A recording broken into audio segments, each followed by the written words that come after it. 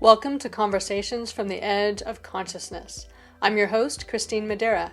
For me, and possibly for you, the inner world of consciousness has always been much more real and way more fun than the so-called real material world. Growing up, I thought I was alone in this, but I'm not. There are a lot of us, and far too many have no one to talk to who shares this experience. I've been lucky to cultivate a community of friends who love to talk about the energies, ideas, and vibrations that are pushing the edges of our own consciousness, as well as our collective consciousness. In Conversations from the Edge, we share our conversations with you. Welcome to Conversations from the Edge. We are back with Katie Kiefer, and we have another juicy conversation queued up. But before we get to that, welcome, Katie. Thank you for having me, Christine. This is wonderful, and I'm It thoroughly is. enjoying it. Me too. Okay, and tell people just a little bit about who you are and what you do, and then we're going to jump on in. Most lately, my greatest thing is helping people get and receive radical permission to be their sovereign self and using their original divine soul blueprint as that reference point. And then, of course, using theta healing for any energy work that needs to be done. Using that soul blueprint as a reference point, I found it to be really, really powerful. And I have too, because you've done that with me. So I will speak to the power of that and the combination of that between connecting with who you are on a soul level and how you are expressing from that level, and then doing the work to allow yourself to experience that to your highest capability. And that actually speaks exactly to where we wanted to go today, which was kind of the contrast and the connection between who you are and how you experience and express yourself on a soul level, and who you are and how you experience and express yourself on a human or personality or egoic level. And like, how do we know when we're in which, and what does that actually mean? And so I'm just going to ask you to start this off, and from your perspective, what is the contrast between those two, and how do you bring them together? Okay, so what I'm really coming to understand as I move deeper through this work is like I've been doing a lot of the mental, emotional, soul level work for almost 10 years. Mm-hmm. More recently, it has come to my attention that, oh, the body, especially in the spiritual realm, even in some of the body-based modalities, there's an element of we actually kind of leave the body out, which Mm-hmm. is part of just our human perspective. So we end up with this gap between our body and our human self and our soul self. Mm-hmm. Our soul self has a story, and our body human self has a story. They're not necessarily the same story. Right. So to really bring those together is to say, okay, well, if the body is a projection of the soul, the body and the human aspects of self is part of the greater energy of the soul. You know, Mm-hmm. we're not a human with a soul. We are a soul with a body. Mm-hmm. The body's in the soul, not the other way around. Yes. So if we look at it that way, then it's a matter of, okay, what's the soul story that would have had the soul kind of create where the body incarnated, how it incarnated, the family, all of that. Mm-hmm. But then we have to take into consideration the that the body and the human aspects are conditioned from birth. You've Mm-hmm. got all of the ancestral stories. You have all, I mean, there's this like whole library of information that the body receives that ultimately the soul did kind of choose. The Mm-hmm. soul chose this. But why? Why? Sometimes for experience, almost always there's an element of, um, well, there's always experience, but there's Mm-hmm. always, I think for most people anyway, some element of working out like a karmic pattern. And sometimes it really is this is where the soul is, and this is a vibrational match. So here you go, and you're together. um, whether the soul is deliberately wanting to like work out the kinks of their karma or their, the cause and effect type thing. So really being able to looking, and that which goes right into the wholeness. Look at the human aspect and the soul aspect as whole instead of separate. Mm-hmm. Where are the connections? And I have a tendency to make pretty good connections, and to see them relatively quickly.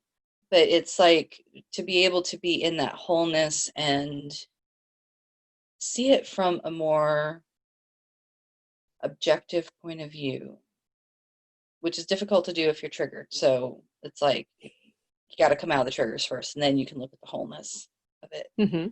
And to recognize that ultimately, number one, the soul wants experience. The soul is seeking experience, Mm-hmm. no judgment. And likewise with the universe, with creator, it's very neutral. Clearly it's neutral because we can make all kinds of decisions that hurt ourselves and others. Mm-hmm. So the universe just says, here you go. Free will in action. You're not free from the consequences of what you choose, but you're free to do it if you want. Okay, so that actually, and I'm going to come back to that free will thing in a moment. I wanted to just put out how I experience things, which is in a different way so that people can get a couple of different ideas about how things might resonate for them. Is what I've been recently kind of feeling into is that I'm experiencing this whole process from what I call, and this is probably the soul self, but the whole self. So not just my whole energetic experience, but the larger experience and the larger energetic soul, I guess, of who I am. And I see that or experience that as embedded in larger and larger wholes. So there's sort of, what I call my inner being, which is sort of my soul expression in this life, in this body at this time. And then there's the whole being, which is kind of, I think, has multiple expressions going on in different ways. And then, through this whole being experience, we're embedded in different kinds of experiences. So I'm embedded in living in the United States in this particular time. I'm embedded in a female body. I'm embedded in particular kinds of early experiences that give me a particular, like set me up for a particular viewpoint or experience in the world. But we've got larger and larger and larger stories that we're embedded in. We've got the story of our country, the story of the earth, the story of the solar system, the story of galaxies, much larger stories than what we would actually have for going on for us personally. And so I experience kind of this whole being as having this larger picture of what's going on and this larger exploration that it's involved in, this larger ideas that it wants to explore. And then my inner being is kind of the expression that's flowing through this life at this time, in this idea, in this experience, but has access to this whole being at the same time. So for me, and then there's the body piece, right? This body that has its own innate wisdom, that is kind of a projection of spirit, soul, inner self, whatever, however you want to say that. There's that projection piece, and then there's all that the body has learned in conditioning. And there's that contrast between my conditioned experience in the world and that larger soul experience in the world. And what I wanted to bring it back to you is the idea of free will. That when we think of free will, we think of me as my autonomous human self deciding for myself what I want. But if that was actually effective, we would all have everything that we wanted all of the time. Yeah, So that's true. We would. we would, huh? So to me, there's like, I finally, and it took a long time for me to kind of say, okay. Because I was really attached to this idea of free will, and that I have freedom and what freedom is. And like, that was a big part of my exploration. But what I've really come to, which I think you've come to as well, is that there is this that, we were set up as expressions of soul or expressions of our whole self or our inner self or whatever. And that our larger free will doesn't come from our human perspective or our human personality, our human ego, or our conditioning. It comes from this energy, whether it's, we call it soul or higher self or whatever you want to call it, that actually created the entire experience, including the body. And so where does human free will and soul free will intersect, and how do they conflict? And I know for me, when they conflict, I'm in conflict. Like when I Yeah. surrender and I'm totally allowing that larger part of me to run my life, and I'm getting better, because I was never really great at that, but I'm getting better and better at that, at just surrendering what my small self thinks should happen. Because I mean, when I look back on it, have I ever been right? No. So why should I continue to do the things that have worked out so poorly my entire life? So every time I have kind of surrendered my personal will to the larger story flowing through me, which I've come to realize is like everything that I desire, everything I'm interested in, everything I'm passionate about, all of that comes from this soul level or this whole self level.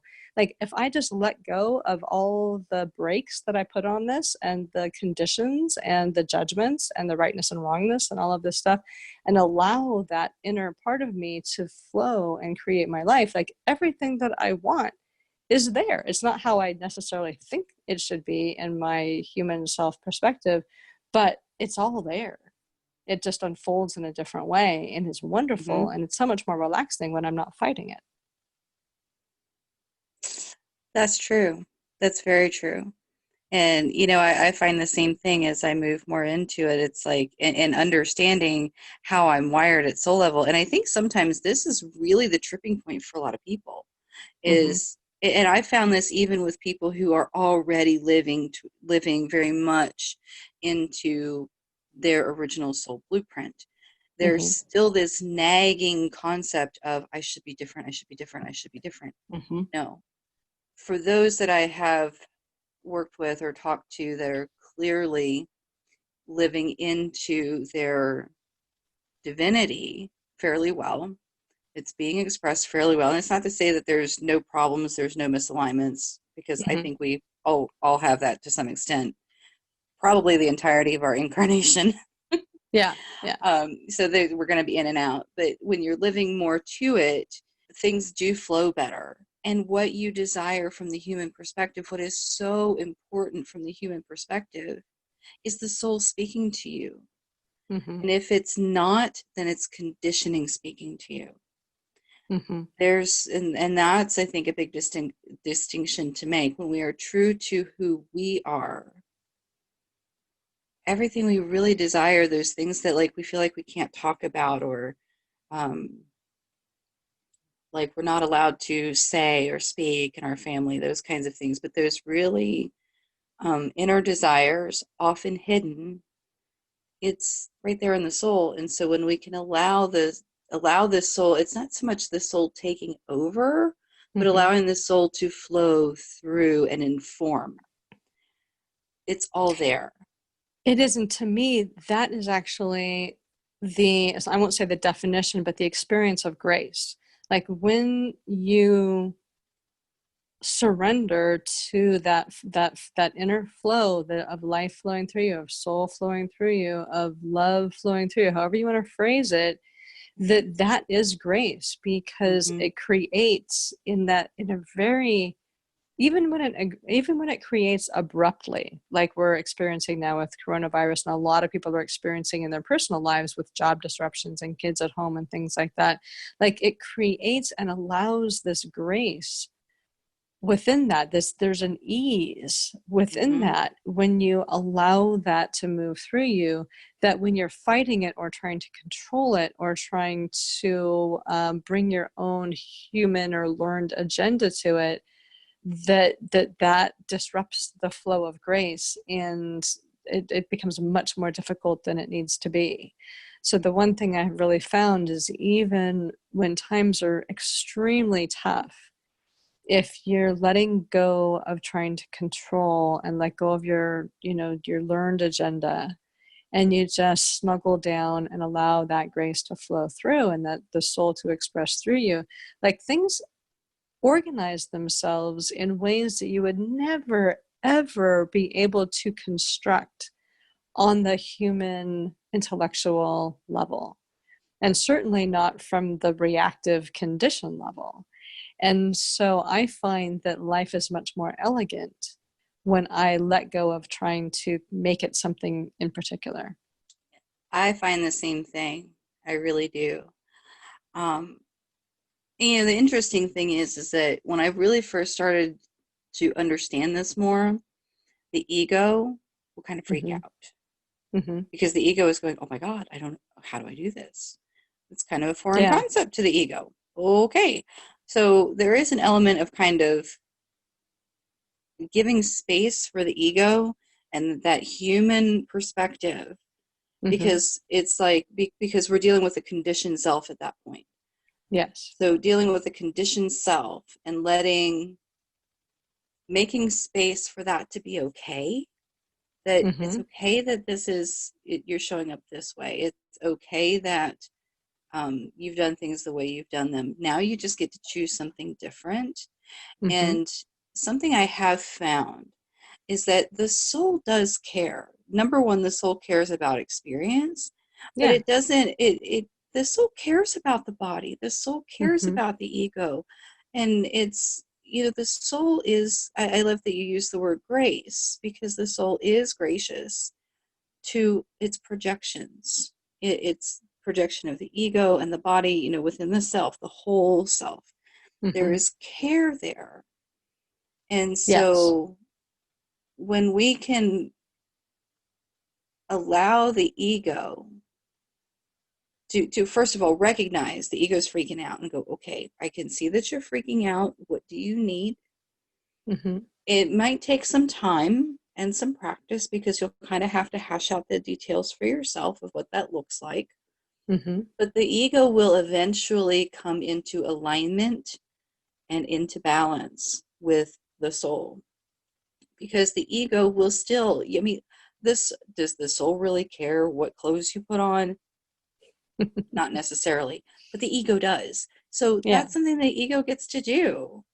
And it's also something that when it's like time for a vibration shift, sometimes your wardrobe will change. Yes. I I've found that's noticed a great this. way to make a vibrational shift, is to go out and Uh-huh. like get a different wardrobe. Well, not a wardrobe. One thing usually will do Right, it for something me. that's different. Some Yeah. clothing that's different makes a Yeah. big difference. Or a new Um, hairstyle. yeah, it's something with the physical body that's a Yes. change from what it was. And so, yes, you can make that vibrational shift, but that is still coming from the soul. And so, Yeah. this is the whole thing of, if you are deliberately making these vibrational shifts and changes and creating, when you're in alignment with your soul, it's going to work. If you're misaligned with your soul, things fall flat, they blow up in your face, it just doesn't work. There's so much that just says, nope, nope, that's not it. Nope, that's not what we're doing. And so, and the interesting thing is that people can actually be really far out of alignment depending on where they are in their consciousness. There Mm-hmm. can be people who are really out of alignment and be really successful. But Yeah. that is not, the higher you get in consciousness, the less true that becomes. And I think that's part of what we're seeing now in the world, is that because we are having this collective awakening, we are having this collective shift in Mm-hmm. consciousness and in vibration, what used to work is not going to work. And so it's a matter of, if we can tap into, what are the soul's energies? What is it the soul is wanting to experience? What energy does the soul want to lead with? Because Mm-hmm. if my soul wants to lead with love or freedom, if I'm busy leading from fear and from lack, that's not going to work. Yeah. Even if the actions and behaviors I'm taking depict love or freedom, if the underlying energy is fear and lack, fear or lack or both or whatever, if it's incongruent, it's not going to work. Okay, but I want to go back to that for a second, because that's so important.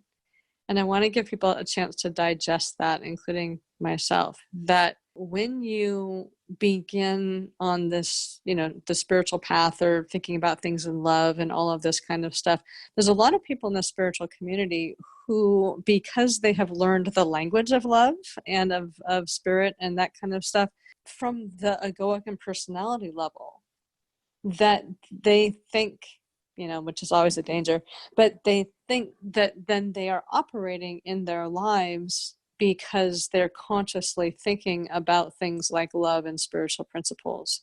When you look at what's happening in their lives, it is a lot from the underlying ideas of fear and disconnection and separation.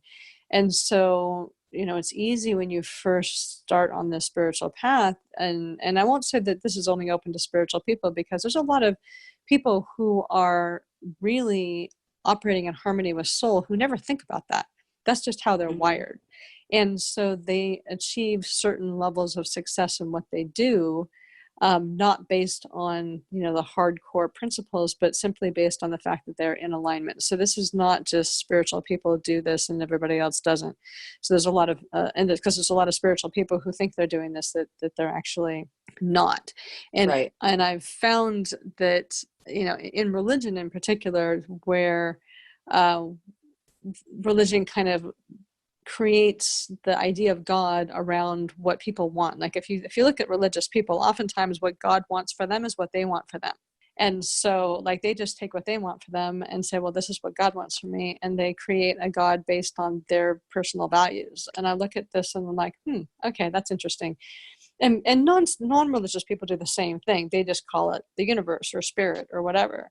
And the tendency then is to kind of take that idea of whatever it is that you want, kind of wrap it up in spiritual religious terms, and then to operate from the egoic level, versus the surrender of conditioning and allowing the soul and life to reveal who you are through life unfolding, which is a whole different adventure, and it has nothing to do with achievement. So it really is kind of stepping away from the achievement model, I'm working for my desire and trying and striving model, and coming into that surrender model and allowing life to unfold through you without interference. And for me, this is kind of how I understand it, that as I let go of my sense of individual self and separate self, and kind of relax into this larger, deeper experience of life flowing through me, one, it's a lot easier. There's not any stress. There's a lot less to do in the sense of like the whole list of action steps you're supposed to take. And when you listen to, the doing gurus, but as life unfolds in this very elegant way, you realize how much is already in place for you. Like we often think about wanting to create something that we desire, and we're starting from square one all the time. At least process people like you and I are a lot of the time. Are you recognizing yourself here? Oh, yeah. But when, as I leaned back into this, what I really realized, and a lot of people are realizing this, and how their lives are taking shape, or what situations they're in the process of this coronavirus stuff, that all the stuff that they thought they were working for that didn't work out, actually the circumstances of their lives are perfect for where we are right now, because they never saw this coming. And I have found that in my own life, like the stuff I tried to do, if I was successful in the things that I thought like spirit wanted me to do, I would be in a place that was really perilous right now, as opposed to being in a place that has a lot of grace to it as we move forward. And so what I kind of realized is that, so there is no time, Everything happens at once. The whole story is complete in and of itself already right now. And so to recognize that I'm part of a story that's already complete and in motion and unfolding at the same time. And so because I'm in a story that is already complete and is unfolding at the same time, and and I have some choice in how I choose that unfolding, I realize that I'm in the middle of the story. I'm not in the beginning of the story. Mm-hmm. I didn't create the container of this story. I'm simply living moment to moment as I move through it. And the less I try to dictate what that story is, and the more I just simply live my life within the context of what is happening in it and the unfolding of it, like the more I realize I'm kind of like on this river that's continuing to flow. I'm not camping in a tent by the side of the river trying to figure out how to get a boat. And that inelegant way of saying that has made a huge shift for me, because I don't feel like I'm constantly starting over. I feel like with every new awareness, which for me is like 50 times a day. So it's like, oh, now I'm working from here. I realize that it's all this expansive unfolding, and I can relax and enjoy the unfolding of the moment because the story is its own container. And in that timelessness realm, that whole container already is. So I can simply relax and enjoy how I'm experiencing unfolding in the moment. That's beautiful. Very Does that make beautiful. sense? It does. Okay. At least to me, it does. Okay. Yeah. To anybody but me or you, I don't know. Well, Go and ahead. I did have a thought a Mm-hmm. few minutes ago as you were talking. I'm like, and I'm glad you brought up the concept of the process. Mm-hmm. Yeah, process oriented people will probably resonate with that a bit more than outcome oriented people, Mm-hmm. just because they're wired differently. Um, so yeah, I've now I'm kind of curious. I'm like, how would somebody who's really outcome oriented kind of see that? And I'm sure there would be resonance just from a different perspective because we Yeah. are so much in the process of, whereas they are very much, they want to create something to be able to enjoy the end result of their creation. Whereas for you and I, we're like, we can be in the process of creation forever without Yeah. actually bringing it to complete fruition.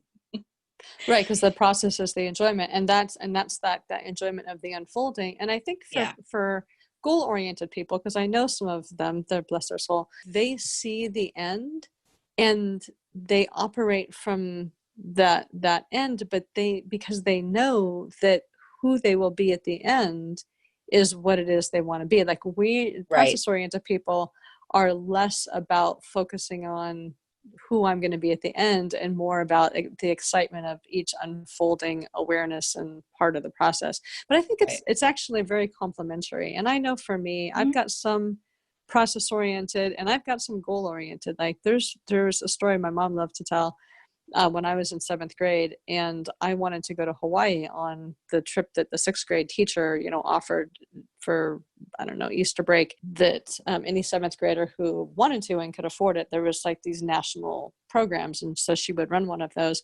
And I wanted to go. And my parents were like, we haven't been to Hawaii. You're not going to Hawaii. We're not going to pay for it. Actually, they said, we're not going to pay for you going to Hawaii. And I'm like, so if I pay for it, I can go to Hawaii. And they're like, yeah.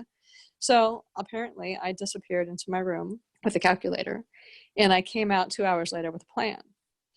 And I had figured out, saving my birthday money, doing babysitting, doing all of the things I knew I got paid for from my parents and other people, and what my birthday money would be, and asking for Christmas money instead of that. Like I figured out how to pay for that and have money to buy stuff while I was there. And so, Nice. when properly motivated, I think that process oriented people can actually also be outcome oriented people. It's a different way of just flipping that switch. And I think there's room Hmm. for both, and we probably all do some of each. When the choice is in harmony with your soul's desired expression in the moment, like for me, it was very empowering to say, Hmm. all right, there's a pathway forward. If I find $500 in seventh grade, like back in the 70s, I can go. So like that was like there was no not an absolute no. There was no hopelessness about it. It was, this is the path forward. And I said, I'm taking that path. Yeah. I will do that path. That was the change. So it was, instead of the process of changing toward that goal, I was like I changed into the person who was going to go to Hawaii. And I Right. went through the process of having to earn all that money to be able to go. But for me, the empowerment of that was, and I had a really interesting experience there that was actually quite empowering as well, which might have been the whole reason to go. But the empowerment of that, of making that choice and of making that choice happen. And I was clear even at that time that I was in a process of a sort of flow. Like I wasn't alone in that moving to Hawaii and that going to Hawaii. I was operating in partnership to go to Hawaii. And actually, now that I say that and think about that, every single time I have made a powerful choice that has worked out, it's because I made that choice in harmony with that expansion into, something that, my soul would choose for me. And I was in partnership in creating that. Every time I've made a powerful Yep. choice in terms of ego, nothing works out. And I feel fear, and like my body parts start to go wrong, and like everything turns into a mess because I've made a powerful choice against my higher self. Yeah. And so I've learned, I've never phrased it that way though, but I've learned to recognize that when I make a decision, to understand where I'm making that decision from. Am I making it in from that place of personal power and even egoic power, but in tandem with that Right. soul choice and direction, or am I making it in opposition to that? And Right. so, yeah, it's a big thing. And the thing that happened in Hawaii that was also very kind of that inner soul movement, there was several groups, like school groups in this thing. We were all camping in tents in this park, which I'm sure they would never let people do now, but in this park. And so there was hundreds of tents and all of these junior high school, 7th grade students in these tents. And there was another school group from, I don't know where they were from, but there was this girl who decided that she was going to pick on me. Her and her posse of friends were going to pick on me. And they did that for a little while. And finally, I'm like, this is just wrong. So I turned around. She said something to me, and I'm like, I will fight you right now. I said, not with your friends. I said, let your friends stand to the side. But if you want, you want a piece of me, you just come after that piece of me, and I will fight you right now. And part of me is like, who is this person coming up through me? What is she talking about? This isn't the person that I normally am. But there was this welling up of like personal power, like, this is just such bullshit. I am not putting up with this. If you want to settle this now, we will settle this now. And I had a lot of power in that. It was not coming from ego, because my ego was like, what, where are the hills? We need to run for the hills. It was this other part of me that was just Yeah. on fire. And she just looked at me and she kind of backed away, and she said, pointed to the bus for me to get on the bus first. And they were nice as pie to me after that. But it was such a powerful experience that after that, like, it was so, I think we talked about this earlier, that like these powerful experiences that shake out old conditioning, that I Mm-hmm. went back to my tent and I cried for 2 hours, because I was releasing all of that old conditioning, and people were asking me what was wrong, and I couldn't even explain it because it made no sense to me. But it sort Wow. of Yeah. blew out all of those circuits, and it allowed this to happen. So all of that, even though it was a kind of a painful experience and not a nice experience necessarily, because I don't think we grow through, let's all have a beautiful experience today. Like, we kind of grow through these dramatic moments in many ways. And it was this dramatic moment that had this grace to it that allowed me to transit the moment in a way that was beyond my ego, and blow out the parts of me that were afraid of that. And then after that, like, that was my new self. I didn't choose that. My ego, I not my ego, I think my soul kind of chose that as a path of growth for me. Mm. And I entered into it, and I walked through it the best way I could from that deepest sense of transformation. But my free will in that moment was not necessarily my will operating to get back to free will. It was really this scripting of this moment for a greater transformation that came from a level that was outside of my personal free will. from outside of the human aspect of Yeah, it. yeah, yeah. Yeah, I mean, from from the the soul. soul perspective of free will. Yeah, soul So that's what perspective I of meant. free will. So Yeah, yeah, yeah, that was an example of like soul free will and soul yeah, expansion and soul experience that is beyond our personal will and experience from that human level. So because if I was in my own free will at that, like I'd have been terrified. The leader like was not very big. She was like Draco Malfoy, right? She was little and had this charisma, and I don't know what kind of connection she had in her little posse, but her posse was some big girls. It was not my free will necessarily that was in operation at that point, but there was a larger story going on. yeah, And yeah, when I surrendered what my personal response would be and let this larger force flow through me, that was the transformational experience. yeah. That is absolutely beautiful, and it's really a wonderful depiction of the free will of the soul, and Mm-hmm. allowing that to flow, because so often we're so conditioned and we stop it, and we stop and we let that conditioned piece take over, and then we either things don't work out or we dig the hole deeper. Sometimes we dig the hole deeper, Mm-hmm. and then it's like now it's going to take even more to get out, which means the soul has to be even louder. So yeah, if we can Yeah. listen from the beginning, or listen as much as possible, it becomes a lot easier. And when you start to experience the flow, and the body and the ego begin to experience the flow and the beauty of it, it becomes so much easier. Well, and I think so often, when we come from the human ego personality conditioned level, that there's a lot of frustration that we're not able to create what it is that we think that we should be creating, or do what it is that we think that Mhm. we should do, or feel like there's so much happening for other people and not happening for us, even when we're being very faithful. And I've had those Right. experiences too. I was quite on the edge of, am I going to stay on this planet or not? And there was this crazy, not crazy, I shouldn't say that, but this very scripted moment where I was doing a meditation class for somebody else, and a woman showed up, and normally like 10 people show up. This one woman shows up. She looks at me, she looks out the door, she goes, oh good, nobody else is going to come. She closes the door and she says, your guides have a message for you. And I'm like, because I was really on the edge. I was done with this. Nothing was ever working. I just couldn't fathom being in this life anymore, because nothing seemed like it just seemed so pointless. And she basically said, you are doing everything exactly the way that you are supposed to be doing it. Don't worry that nothing is working. That's exactly what's supposed to be happening. You are so held. I still tear up because Wow. in the process, but just know that it's not you. There's more going on to this story than what you are possibly able to imagine in this moment. And so I stayed. Wow.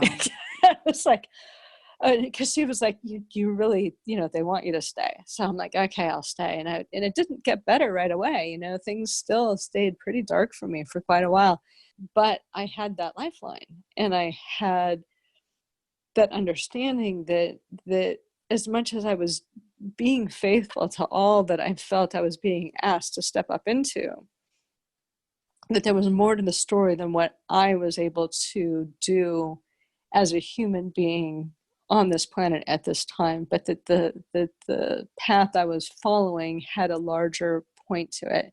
And so I want to say that, something for people who feel like everything has collapsed for them, that, what did they do wrong, that in all of this change nothing is working out, or everything that they have built has dropped away, and to recognize that there is a larger freedom and a larger will and a larger story at play, that, and to not feel defeated, and to just relax into the larger you, and trust that you will be carried through this if you begin to just move forward and flow, rather than being in opposition or in thinking that you should be doing a certain thing, and it's not working out. And so just to find that place of surrender. Wow. That's absolutely beautiful. Whew, Yeah. it's a lot there. Yeah. There is a There book is a lot actually there. that somebody recommended, or that I've heard of actually too, that speaks to this, called The Surrender Experiment. And his idea back in, I guess, college, and I'm just saying what she told me because I haven't read the book, but it's been on my list for a while. I just haven't actually gone there. I think I'll get it though. That he decided in college that basically what we've been talking about, that when he tries to steer the ship, like the ship sinks. And so his path in life was going to be the path of surrender, because he recognized back in the day that when he surrendered, like life carried him forward in ways that he could never imagine when he was in a place of non-surrender. So I think I'm going to read the book, and I recommend anybody who's listening to this who thinks that this sounds interesting to them, but they don't know how to do it, because surrender is kind of antithetical to everything we've been taught about how to live and how to be autonomous human beings. To try that book, and it may not be the exact title, but it's something similar to that. Yeah, I'm seeing, I just looked it up. It's The Okay. Surrender Experiment by Michael A. Singer. He also wrote The Untethered Soul. Yeah, I've read that or listened to that. That was really good too. And has a lot of great stuff in it. Actually, I recommend both of those. But the surrender experiment specifically for just the process of learning to let go of your own idea of what you're supposed to do and surrender to the deeper story that has actually been created for you. This is wonderful. I looked it up. I'm going to put it on my list as well. So Okay. absolutely, because it's like, I think so many of us are learning how to do this just very organically because it's time. But Mm-hmm. anywhere we can get a little bit of support and guidance and ideas to help us get a better grip on it, that's wonderful. So thank you for recommending that. Yeah. Thank you Now I for have to read sharing your it. story. Well, thank you for listening. And yeah, there was a lot there. So, do you have Yeah. any last things to comment on, and then we will wrap this up? Really the only thing to wrap it up is um, trusting the soul. Trusting the soul. I mean, really, that's, my Coffee with the Angels books started out as a journaling meditation Mm-hmm. practice. And they got very clear very quickly, no, you better share these. These are meant to be shared. And so, holding my breath, I did. Mm-hmm. But that really is an underlying theme throughout the whole series, is coming back to the self, coming back to trusting yourself, and not just the little human self. Mm-hmm. We do need to have some trust of the human skills. We already know how to survive. Our bodies know how to survive. There's Mm-hmm. to really trust and claim the skills that we do have, recognize where there are practical skills for whatever it is we're doing we might need to learn, but overall, truly trusting the soul. Trusting Mm-hmm. the soul, trusting that your divine team, trusting that your guides and your angels and the creator and the earth all have you wrapped in love and supporting you always. Mm-hmm. Yes. And I would just add to that too, just to put an exclamation point on remembering that, your soul's not somewhere outside of you, off in the Mm-mm. universe somewhere. It's like if you imagine this giant circle around you and you are in the middle of that circle, that you are part of your soul is part of you, but you are as integrated into your soul as your liver is integrated into your body. And so Yeah. you're surrounded, you're held, you're part of this larger system that is completely enveloping, supporting, loving you, and creating a container for your life and your experience that's way beyond your human capacity to organize anything. And that one, when I finally really accepted that I was part of my soul, and my soul, like I was embedded in this, like that was such a big energy shift for me. So if it feels like you're separated from your soul, spend some time like inviting your soul to show you and help you feel and experience how integrated you are with one another, and how loved you are in the experience, in the larger experience of who you are. All right. So, how can people reach you if they would love to get a little taste of the magic that you bring to the world? The best way to get in touch with me is through either website, awakentheinnerlight.com or coffeewiththeangels.com, and use the little pop-up. You can drop me a message there, you can book sessions there, or you can follow my Facebook pages, Coffee with the Angels and Awaken the Inner Light. Either one or both, or those are all good ways to get a hold of me. Okay, perfect. Well, it's been wonderful having this conversation, and I look forward to talking with you again soon. Thank you for being here. Thank you for having me, and I look forward to the next one. This is your host, Christine Madera. I hope you've enjoyed this conversation from the edge of consciousness. You can find all our conversations at conversationsfromtheedge.net. You'll also find links to schedule a private conversation with me or any of my friends, as well as tools to help you expand your own consciousness and explore what's possible for you outside the boundaries of your current perceptions. Feel free to use this podcast to start your own conversation by sharing it with friends, on social media, in your blog, or even in your own podcast. And as always, live the adventure of pushing your own edge. It's the most amazing adventure there is.